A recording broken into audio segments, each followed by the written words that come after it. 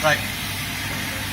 Okay, so I'm now going to isolate the metal using the edge of the anvil. It's a really good way to draw down a bar because it shows you exactly how much you need rather than just hammering silly at one end. It will also allow you to control the bar much easier once you have an indent on it. It's one way you can use the edge of the anvil to work on your projects. You don't just have to use the flat or the bit here. It has many functions in anvil. I might do a video on that actually, going through exactly what kind of parts this anvil has and what they're used for. But for now, I'm just going to draw down this shape, draw it down to a bit of a point, and then I hopefully drill some holes in it. So, a few more seconds. Should be good.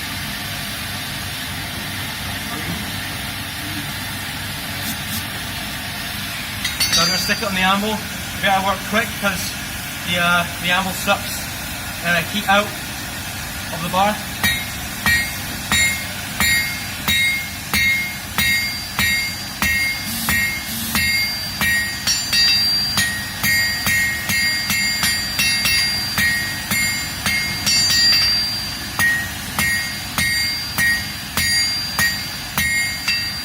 You can see I've isolated the metal there. Now it'll be much easier for me to hook on and then draw this down. That's all the material that I need just to make this the plate. Once I start to thin this part out now in the flat over here, and then I'm going to start drawing out to the side using a peen hammer, or I'm going to improvise and use one of these. So basically, I'm going to hit around the sides, and it should draw out to the sides rather than extending length. I kind of want width over length here, so I'm going to use this hammer instead of this one once it comes to the sides.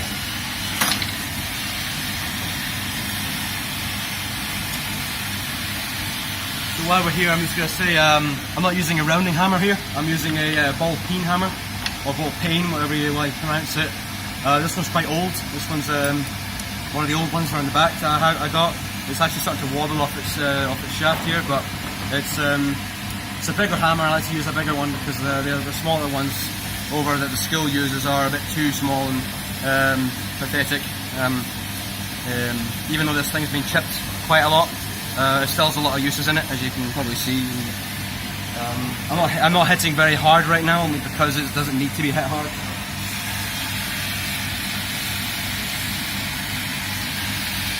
I'm going to put it on the edge of the anvil.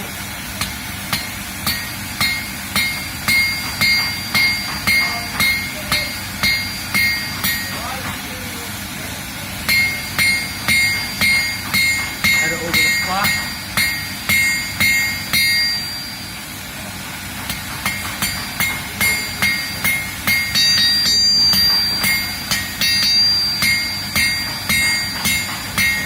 I'll get to a nice, even kind of size, and that's when I'll swap hammers.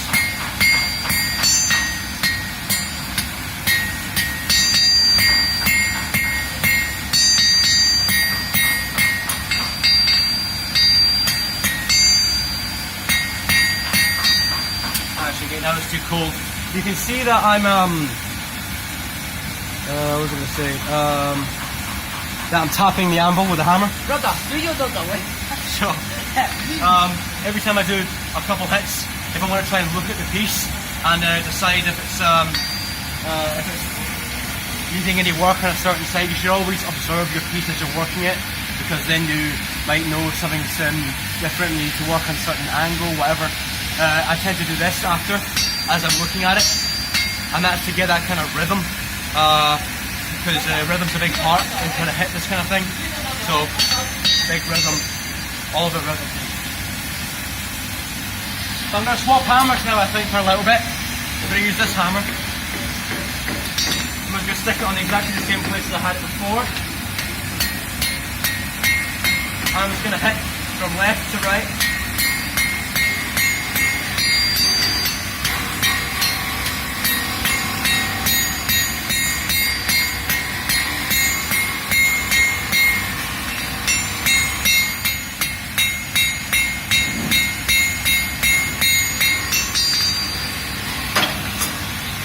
Sides a little bit, trying to even that off. see if you get closer, there's kind of lines and marks that the hammer makes, or hammer marks. You can then just, once you've finished forging the shape, you then use this to planish it at a planishing heat, which is quite a dull red heat.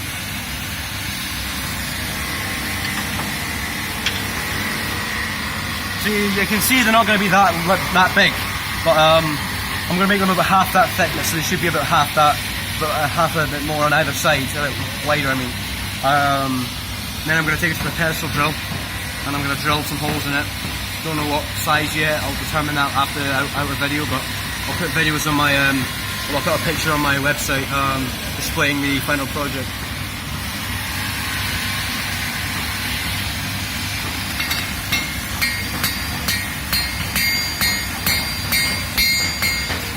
That's it there.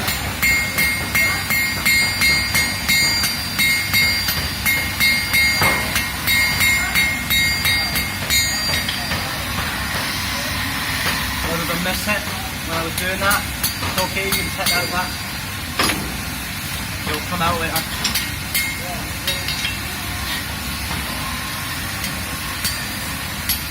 You see I'm kind of varying between hammer types quite a lot.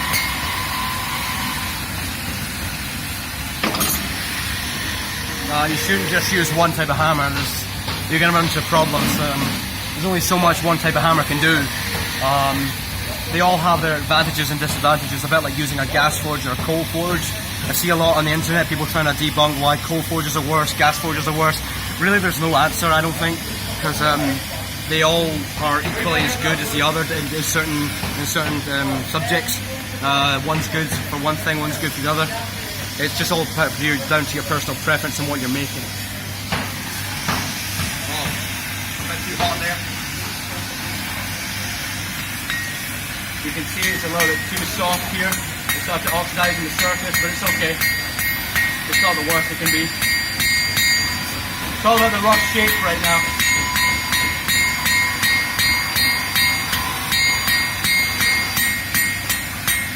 It's almost there. Almost as wide as I want it to be.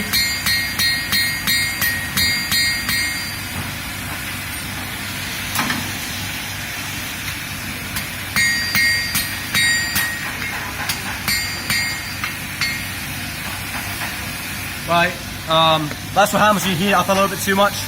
Not really used to talking. They just the thinner parts begin to kind of melt away a little bit. So you need to have less time talking and more hitting. So I'm just going to forge these edges in to make it look more normal. I've still got a lot of material here to use, so that's okay.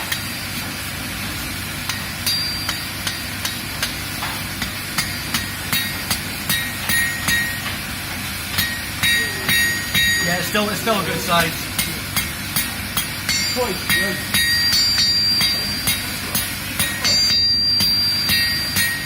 Just planishing heats now, really. I mean, just trying to get these hammer marks out.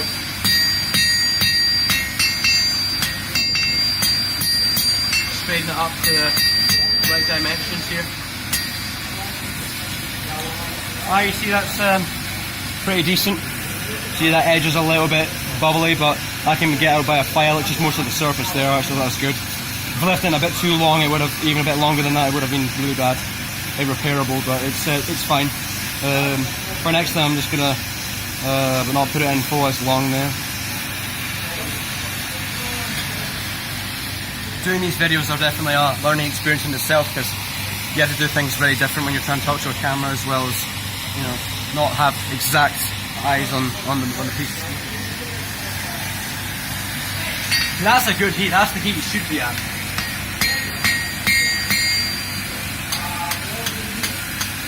Just for preference. Basically just debunking myself until I was crap right there.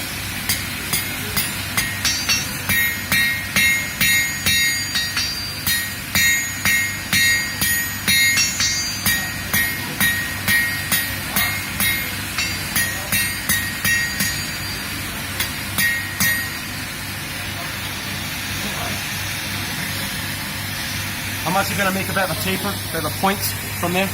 I think that might be a nice little shape. to do, a bit of a point on that. So yeah.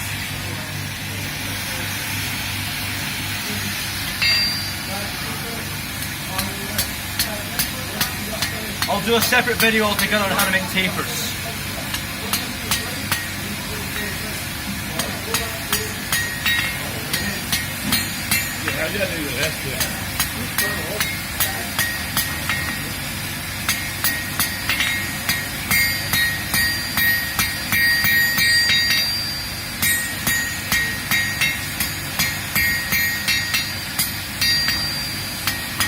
The kind of melted part at the very tip's only on one side, so I can put that side where I put the on the wall. So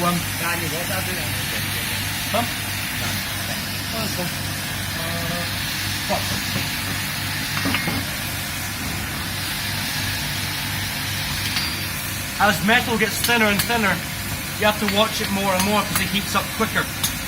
It also cools down quicker as well, which is a cool little fact. So you have to work it faster and also, you know, watch out it doesn't get too hot. Really, it's just a pain in the ass.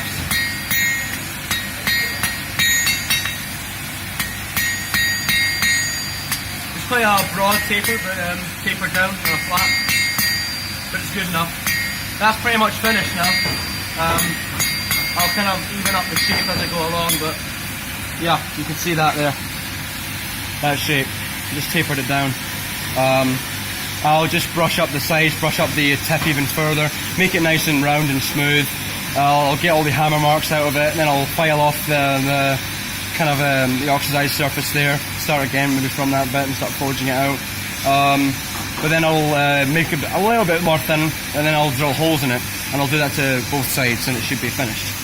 Once I do the bends here, and I'll do that, so a separate video of the bends. So, thanks for watching. Consider subscribing maybe.